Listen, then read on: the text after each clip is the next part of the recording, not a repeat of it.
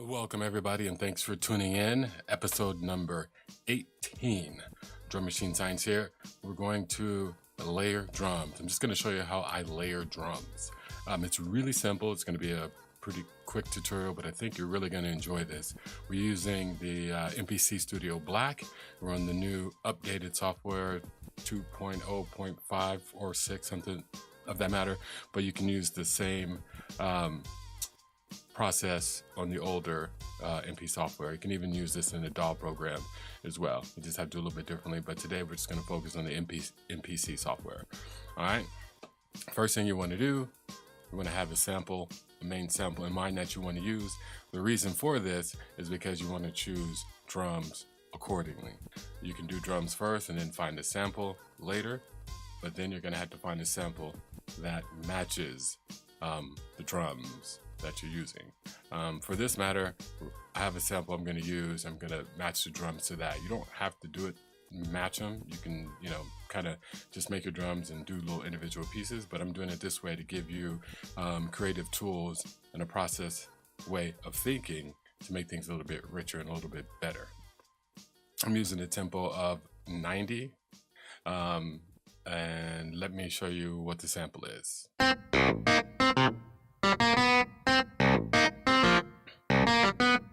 Now, what you want to think of is what drum, snare, hi-hat, sound quality is going to be complementary to that sample. So all these tonalities that you hear, all mid. This is pretty much all mids. Okay, frequency spectrum. A few things you need to know: highs, mids, and lows. The major frequencies that we work with, and usually when you start compiling things together, you cut one of these three to balance things out. But if we know what we're dealing with beforehand, we can choose what we need properly, save time, and make a better sounding environment. Let's listen again. And I want you to listen to the frequencies that you're hearing, or the feel, or the sound, the grittiness, anything that comes to mind flavor-wise or what have you. You want to pay attention to how it sounds, so that when you're looking for your drums, you remember that, and then you're going to choose drums accordingly. Okay, let's listen one more time.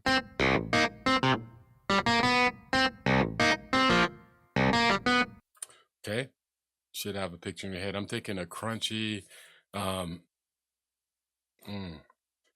what is that? A Grover Washington snare, that old school jazzy, just real snappy, crunchy, bright, and crispy sounding. Not crispy, but like crunchy.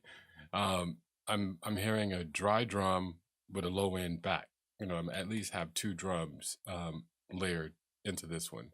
Hi-hat can almost be anything on this one. I could hear a crispy, clean, sharp, fast hi-hat, and I could also hear a slower one that has more body, takes a little bit more time, kind of absorb some of that mid funky tonality from the clavinet that you hear here.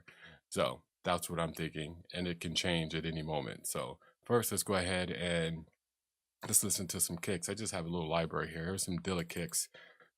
Get into it. I'm just going to listen and just drag and drop as many as I like until I feel that I have what I want. Okay.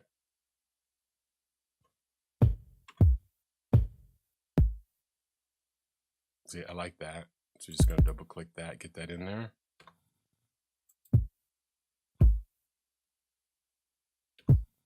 I like that. That dry one I was talking about, I like that one. I'm liking this one too. I'm going to throw that one in there. Is it already in it? No. There we go. Now it's in there.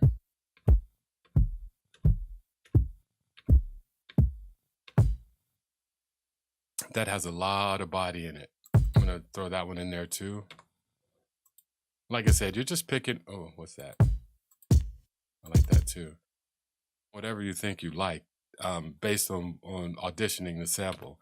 Doesn't have to be right or wrong. It's just anything that you feel may work, because you can take it out later or you manipulate it in so many different ways. What I got here? 1, 2, 3, 4, 5. All right, I got 5 of these bad boys.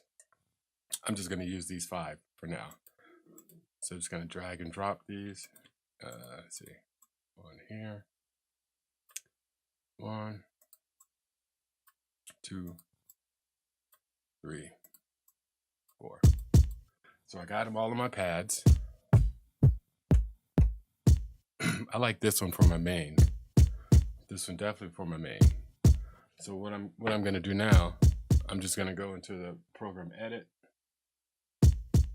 and that's the wrong. Yeah, that's the right screen. So I'm going to program edit. This is pad 8, pad 7, pad 6, pad 5. I'm just going to here in a simultaneous play. I'm just gonna tell it to play all these other pads one at a time until I have what I like. Let me see what the second one I want in command. See, sometimes you can press these two together. That didn't work. So I know I like this one and this one. So I'm going to use 1, 2, 3, and that maybe as a backup. Okay. This being my, see, this has all the mids and the highs. This has the bottom end. So I'm going to use that one, the main, and then this one's going to be number 2. So A5, number 2. Let's listen. I don't know if you can hear the difference. Let's turn it off. Let me turn my full level on so I can really see. A5. Oops, I did that wrong. So A5. Yeah, hear that? Hear that? Now it's a race between these two.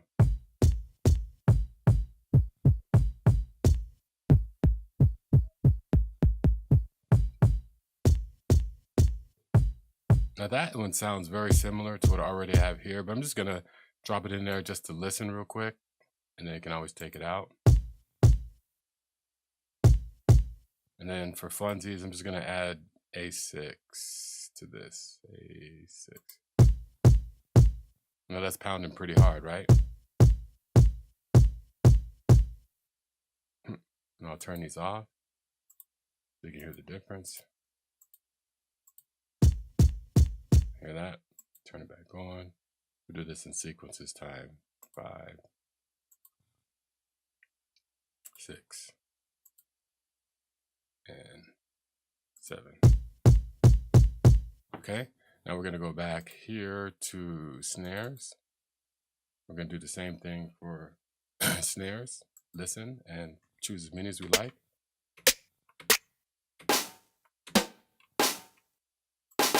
I just like that one, so I'm choosing it like that one. That is that snare I was describing earlier. That's one of my favorites right there. I think I put it in twice.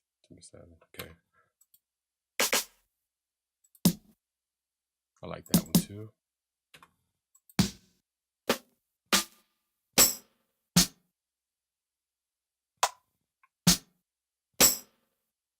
I like that chain in the back of that thing. Sounds pretty nice.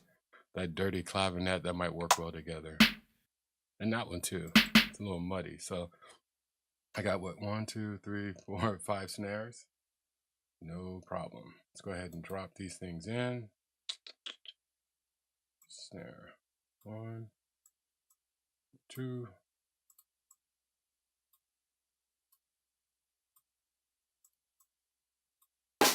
Okay. Now I'm just gonna look for my main snare, which is that one. Okay. Now let's just start adding. We're in A9, we're gonna add A10. Still good. We're gonna add A11.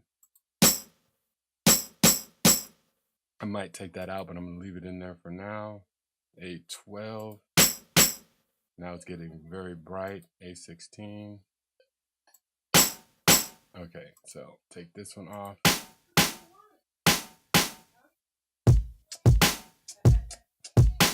Now you just do a little bit of audition of the two.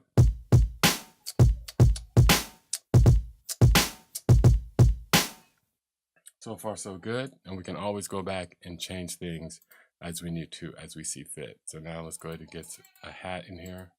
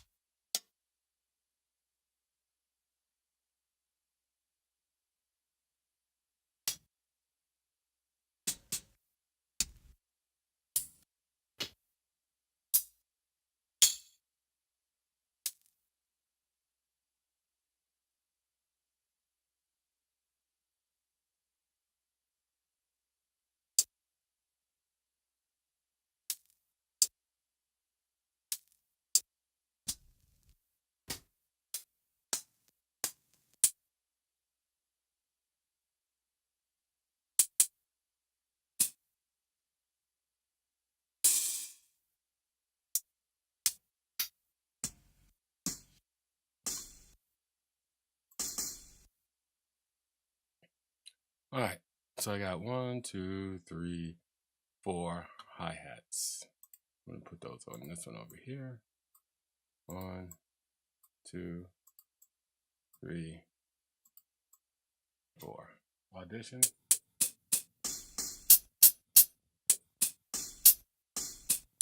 Okay, now I'm not gonna layer these hi-hats. I normally just play them separately because I like to play them with different rhythmic properties. So let's see here. Just for shits and giggles, I'm gonna layer a couple of these for y'all. B14, and let's do one more, B16. There you go. Don't like that one too much, though. I'll turn that one off. Oh, actually, just try B15. Interesting. All right, now we're gonna add some drums in there.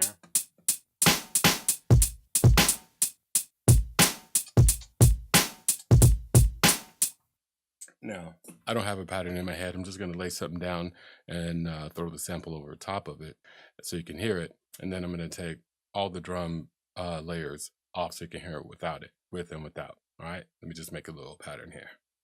So look, I'm gonna just go ahead and lay down the snare first. There we go.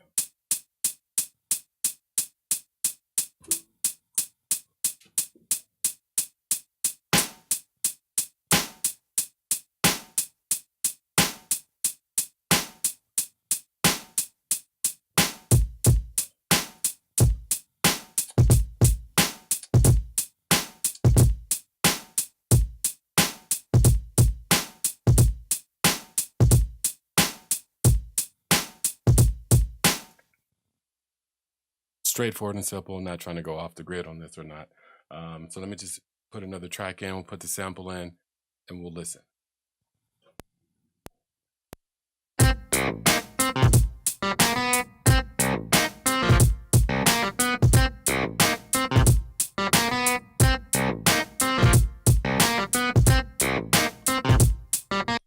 right, I'm just gonna turn the clavinet down a little bit. It's a little hot. Where you at?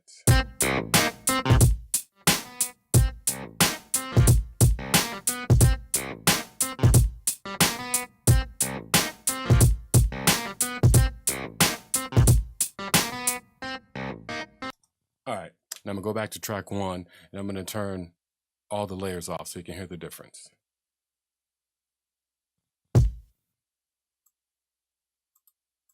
And remember, this one had 5, 6, and 7. And then snare, we had 8, 10, 8, 12, and 8, 16. Now, let's listen. Should notice a big difference. Ready?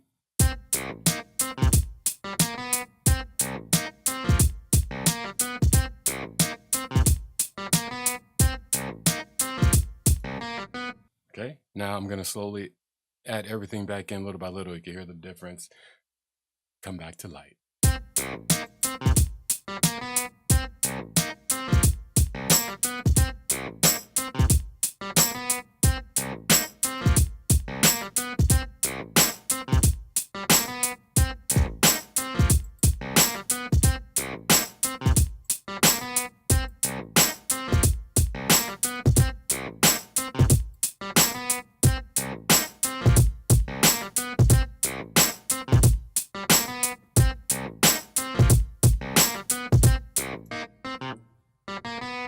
Now, did you hear the textures drive the track up as I added the drums in? You can hear the entire, just the whole thing changes completely. And the one reason why I like layering drums like this is because you get your own unique sound. What you like is what you like. And nobody's probably going to layer and copy the drums the same way. And if you just take your time and initially just do this little bit, this did not take that long. You really get some powerful drums, and you get a unique sound that is specific to you and what you like. I hope you enjoyed this. I hope it was something that you can use for yourself and was very knowledgeable for you. Leave comments down below. Please don't forget to subscribe. If you have any questions, reach out. I'm here for you. Once again, thank you for subscribing and watching, and we'll see you next time.